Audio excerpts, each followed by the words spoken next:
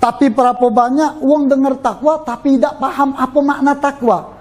Maka dari itu, supaya kita paham betul dan kita ni apakah wong yang betul-betul bertakwa, maka baik bagi kita untuk mendengarkan apa makna takwa menurut Al-Imam Ali bin Abi Thalib radhiyallahu anhu.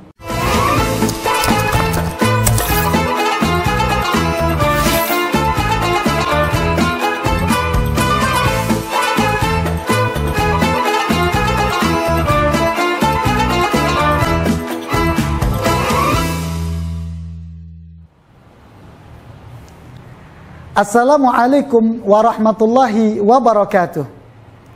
Alhamdulillahi rabbil alamin, wabihi nasta'in ala umurid dunya waddin. Wassalatu wassalam ala sayyidin nabiyyin, sayyidil mursalin, sayyidina wa maulana Muhammad bin Abdullah sallallahu alaihi wasallam wa ala alihi wa sahbihi ajma'in wa man tabi'ahum bi ihsanin ila yaumiddin. Amma ba'du. Mangcek-bicek yang dirahmati oleh Allah Subhanahu wa taala, kita ketemu lagi dalam program Cuko, Cawesan Nunggu Buko bersama Pempek Flamboyan dan Manfa hari ke-18 bulan Ramadan.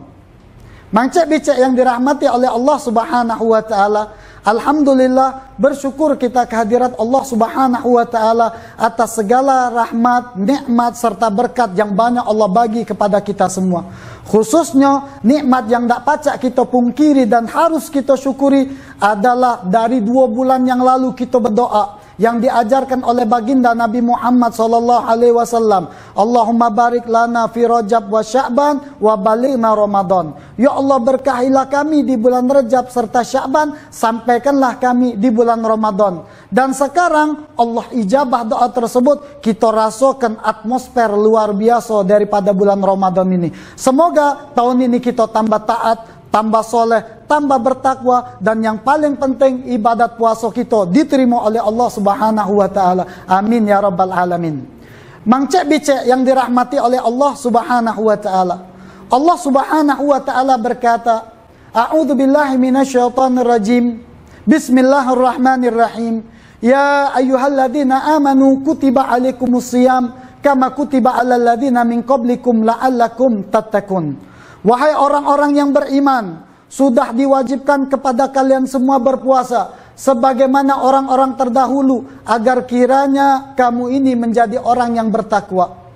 Maka itu Allah Subhanahu wa taala panggil kita wong beriman agar kita berpuasa. Dan tidaklah wong ini berpuasa kecuali karena betul-betul beriman kepada Allah Subhanahu wa taala. Maka apa dia produk daripada puasa adalah agar kiranya kita ni jadi wong yang bertakwa kepada Allah Subhanahu wa taala.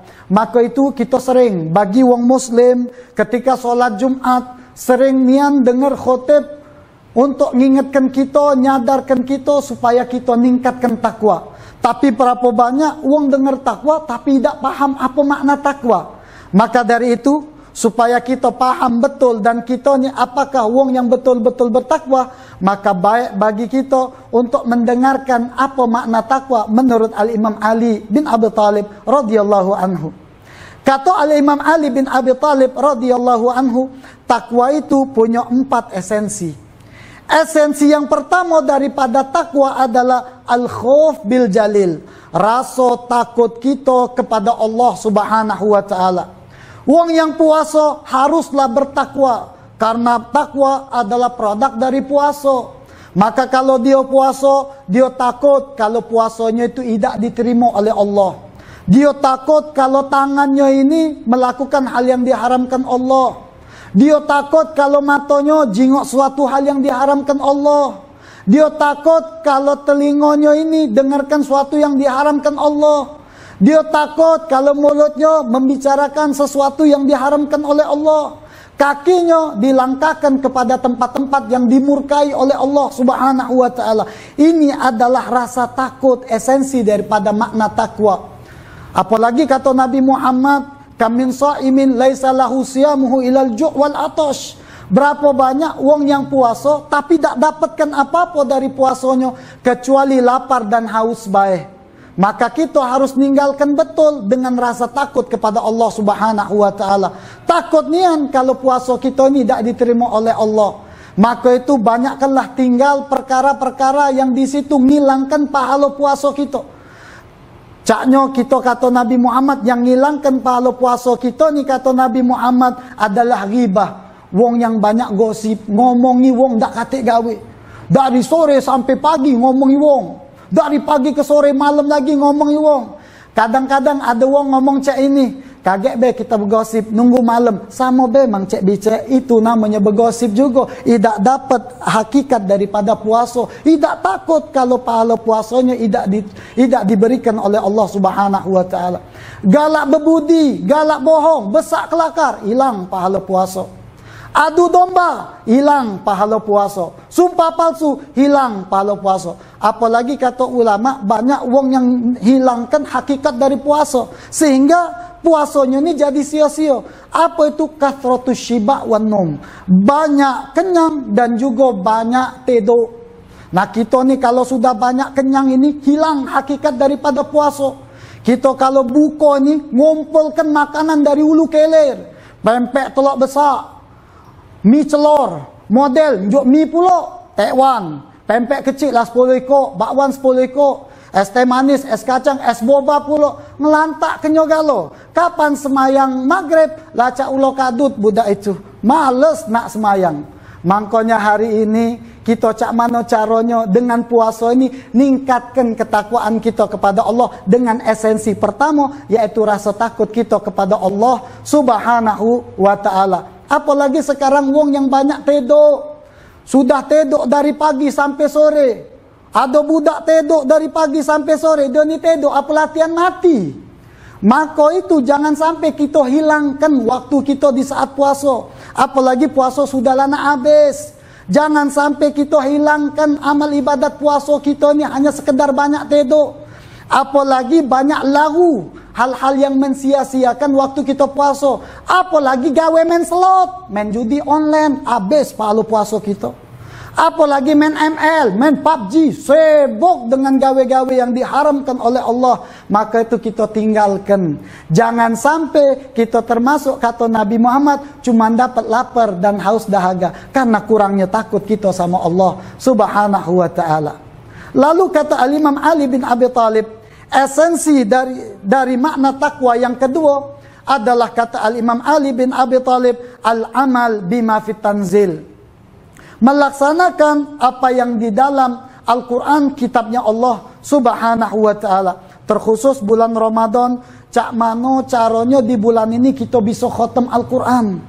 Cak mano caranya di bulan ini kita bisa khatam Al-Quran berkali-kali. Kita tingkatkan dari tahun sebelumnya.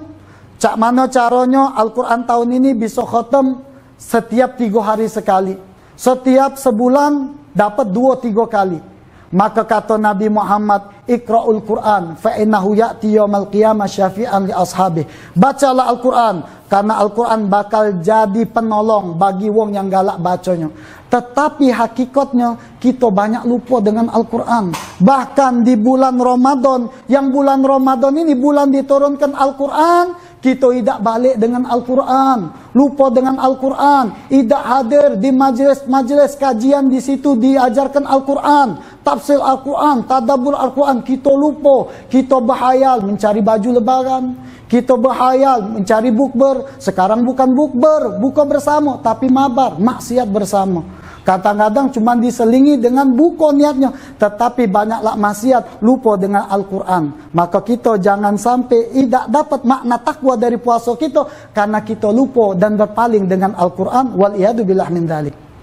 Mangcek bicek yang dirahmati oleh Allah Subhanahu wa ta'ala. Lalu esensi takwa yang ketiga menurut Al-Imam Ali bin Abi Thalib adalah al-qana'atu bil qalil. Merasa cukup dengan pemberian Allah yang sedikit. Tanda wong yang bertakwa, kalau dinjok wong nikmat, dinjok Allah nikmat yang sedikit, maka dia bersyukur. Karena kalau dia bersyukur, pasti Allah akan tambah nikmatnya. Apa kata Allah? La in syakartum la azidannakum wa la in kafartum inna adzabi lasyadid.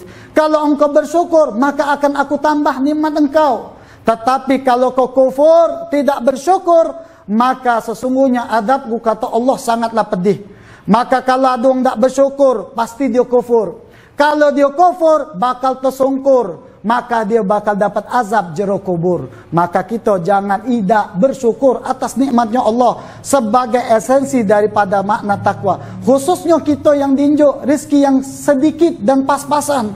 Karena kata Nabi Muhammad SAW, idza ahabballahu abdan, kalau Allah cinta sudah sama sikok hamba nih, la razaqahu kafafan, maka Allah unjuk rizki dia yang sedikit dan pas-pasan. Maka kita yang diinjak sedikit yang pas-pasan tetap bersyukur, jangan ngeluh, jangan banyak berasan, nak ketiwang nak ngutang lah itu jadilah. Maka ini cukup kita cak mana caranya tetap bersyukur kepada Allah, khususnya ni lagi puasa, khususnya ni bulan Ramadan, sebagai esensi daripada makna takwa kita kepada Allah Subhanahu wa ta'ala.